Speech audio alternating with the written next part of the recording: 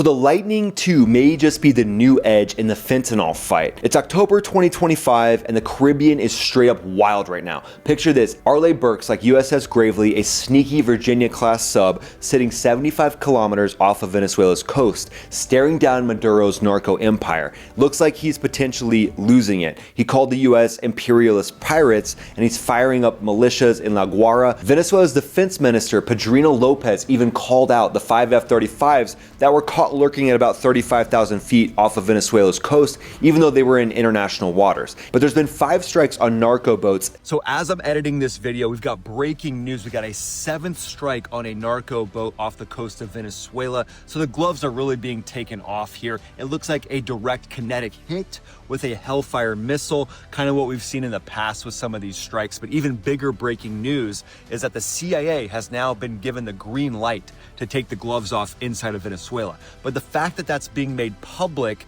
that's a lot of leverage. So the Trump administration could just keep that under wraps and could just make things happen. But for some reason, they are making it public. They're basically making Maduro sweat even more than they were making him sweat before. And now, surprise, surprise, Maduro is coming to the table. Interesting. All it took was continued narco strikes on your boats and the CIA being given the green light in your country for you to come to the negotiating table. It reminds me of this meme right here. The fact that now Maduro is saying, hey, no, I wanted to negotiate this entire time. Sorry about that miscommunication. It's very interesting. So now we're going to go back to the feature video, but I wanted to give you those breaking updates. And those F-35Bs out of Puerto Rico, they're the alpha predator ghosts of the sky. They can loiter at 50,000 feet. They can use their EOTS, their electro-optical targeting system, your first acronym. They can pin basically every go-fast boat from 50 miles out. And that feeds kills to Aegis destroyers or MQ-9s. It's pure deterrence, keeping those narco boats potentially rotting at the docks if they're smart,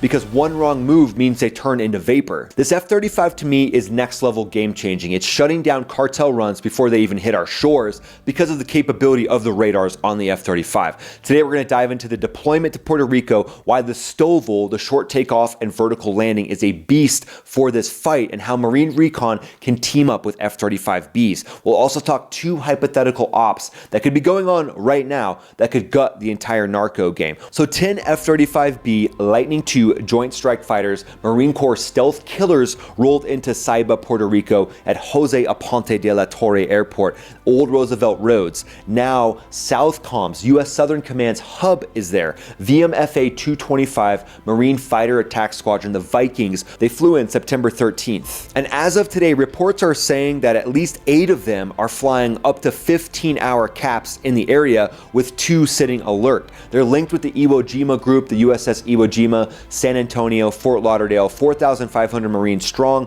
parked about 100 miles, maybe a little more off of Venezuela's coast. The last strike was October 3rd. 4 narcos went down, 2 tons of fentanyl precursors got torched. But the internet is essentially buzzing about ramped up patrols since those Venezuelan F-16 flyovers. So those F-35s out there patrolling are basically saying, hey, F-16s, yeah, give it a shot. And hey, I wouldn't put it past Maduro. Maybe in a fit of rage, he launches a few F-16s and just hopes that they could actually take down some sort of US asset. And at that point, it's game on for those F-35 pilots. But now let's talk about vertical power for these austere ops. So the vertical power of the F-35B is what makes it different, and it is a monster for short takeoff and vertical landing. So it doesn't need a carrier and no long runway. It's just raw flexibility. It's also got the F-135 PW600 engine that cranks a ton of thrust. It's a Rolls-Royce lift fan, pumping 40,000 pounds of vertical lift. This thing blasts off in just 500 feet, and it punches to Mach 1.6. Then it can drop onto a 95-foot square pad for its landing. So imagine a beach somewhere in Tobago or a dirt strip in Aruba, some sort of marine outpost where it can team up more easily with Marine Recon. Now let's talk a little bit about the boats that make this thing pop. So in the Caribbean, the amphibious assault ships like the Wasp-class USS Iwo Jima, they're right there. They're steaming off of Venezuela's coast, and this beasts a 40,000-ton floating fortress with a 800 by 200 foot flight deck, reinforced high heat alloy steel, and spray on thermal coatings to handle the F-35's 1200 degree Fahrenheit exhaust. That's just a little bit hot, and it doesn't melt because that boat is so strong. It's even got 7 dedicated spots for those STOVL ops, including 2 beefed up landing pads with struts underneath underneath to absorb the pounding from the cyclic hovering and takeoffs. The hangar bay on that thing is massive. It can carry up to 20 F-35Bs with its wings folded. This is force projection at its finest. It's got integrated fuel systems that pump JP5, JP8 at 30% higher rates than older classes for non-stop sorties for these jets.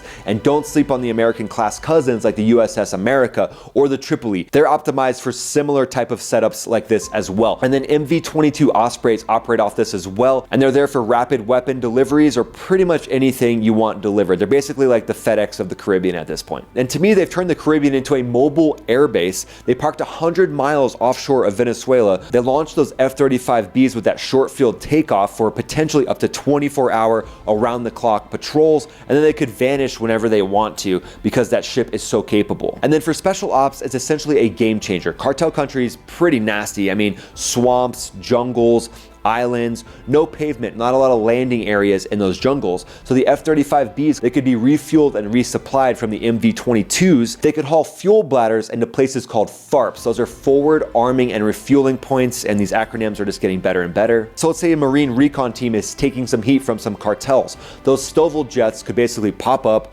hop over, and provide close air support at a moment's notice. They could sling small diameter bombs, they could drop JDAMs, and they'd be providing the best, most efficient close air support for that recon team because their response time would be so short. So let's talk about the combination of the F-35B and the recon raiders. This is where Marines do their thing. F-35Bs team up with force reconnaissance, guys who basically live in the shadows. So think 1st or 4th recon battalions, amphibious ghosts pulling halo, high altitude, low opening jumps, and they're swimming with rebreathers or trekking deep into cartel camps or Venezuelan jungles. They're not kicking doors, potentially like MARSOC, Marine Special Operations Command. They're the eyes. They're out there scouting and they're shaping the fight. Small little raids, definitely possible, and they're feeding intel to the MEF, the Marine Expeditionary Force. The F-35B is their 6th man in the sky for all you basketball fans out there. They've got a MADL, that's a multifunction advanced data link in the F-35 that is super stealthy, and it can beam 360-degree sensor fusion from its DAS, the Distributed Aperture System,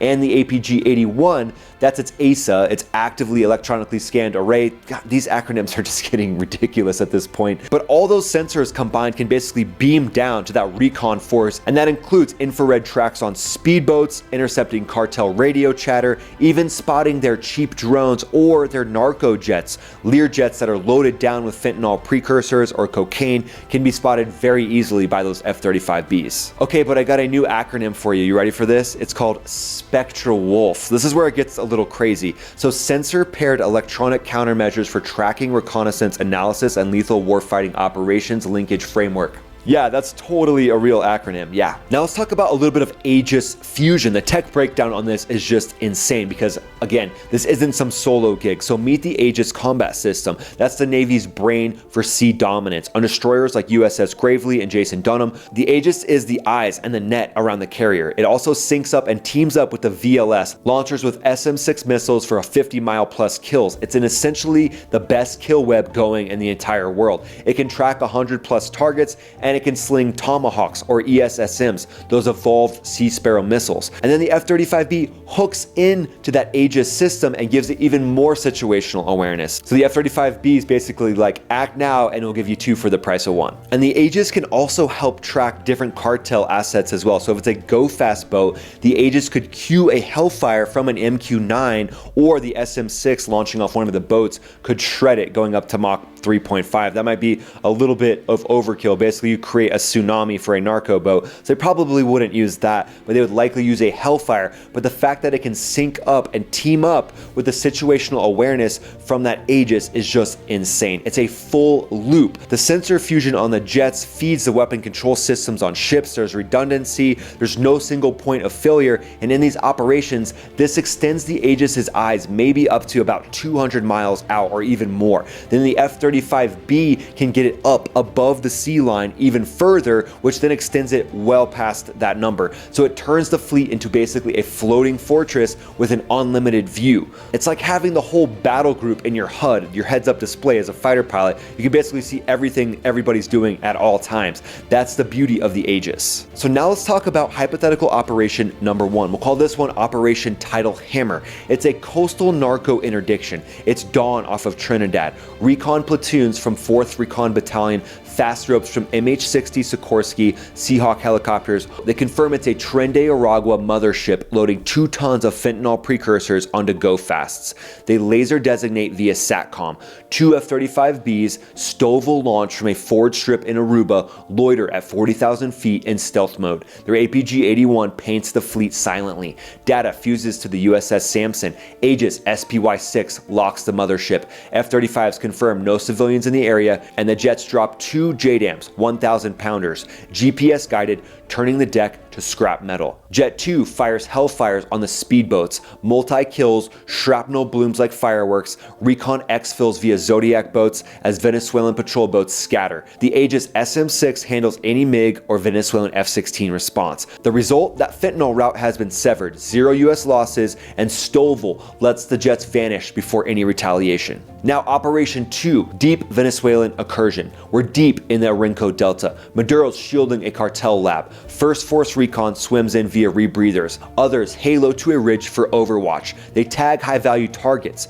Narco bosses and IRGC, Islamic Revolutionary Guard Corps advisors from Iran, are also in the area. They team up with drones to survey the area. An F-35B pair takes off from the USS Iwo Jima's deck about 100 miles out. Their lift fan launches them off the deck at 500 feet. One of the B models jams Venezuelan radars. Next generation jammers on the F-35 handle this with ease. The other F-35 shares information to the Marine Recon Force via their onboard sensor fusion. The Aegis, it cues in JASSMs, joint air-to-surface standoff missiles with an extended range over likely 500 nautical miles. Then they target the lab. The Recon Force is observing the area as they watch the JASSM slam into the lab, penetrating concrete bunkers and exploding all across the hillside. If any additional targets are needed to be taken out, the F-35s are loaded down with SDBs, small diameter bombs. They can hit squirters leaving from the compound. They can hit high value targets. There's so many different flexible things they can do with those SDBs. Recon confirms the strikes and then is hot extracted by MV-22s. The Aegis watches. It's the eyes in the sky,